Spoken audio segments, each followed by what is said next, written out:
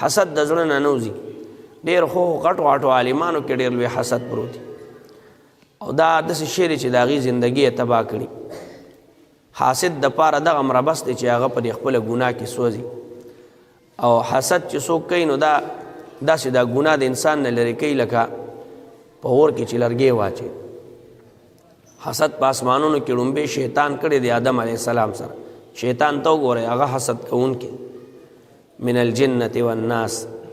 قرآن کریم تینا پناه غوښتې ده چې تاسو ته غواړئ پناه. ځکه حسد چې څوک چا سره کوي نو څوک چې محسود وي چا سره چې حسد کېږي هغه هم د دې حاسد د فتنو نه ډېر پریشان نو پناه به غواړئ چې خدای درنه داسې قسمه خلکو نه حفاظت وکړي.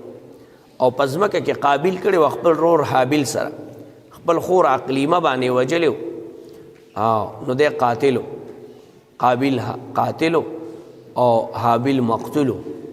نو دغه رنګ حسد غرور بعض خلکو کې ډېر سخت غروري.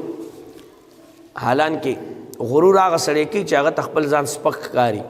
چې کوم سړي ته خپل ځان دروند ښکاري او غرور نه کوي نو هغه ته ځان سپک ښکاري نو د خپل ځان دروند ثابتولو دپاره د غرور لاره اختیاري. قرآن کریم وایي ته داسې مه کوه. ته نه غر ته په قدم خطې شي او نه ځمکه شلولی شي.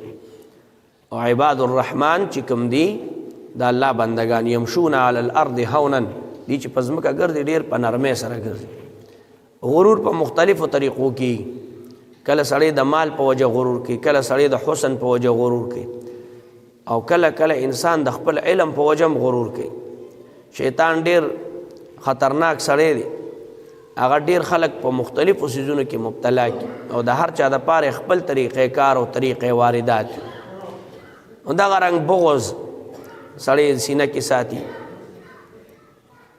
نو دا د سینې امراض دي. دا ویستل غواړي. دا چې صفا شوي ني دې کې د الله محبت قرار نه نیسي. ځکه چې تاسو ګیټ له پر اګمال باندې رګړه نی ورکړې نو هغې له بیا رنګ نشي ته ورکولی. څو پورې دغه ګنډ صفا شي نو بیا به ته د هغې نه پس هغې له حسن پیدا کې نو دا به پاکول غواړي.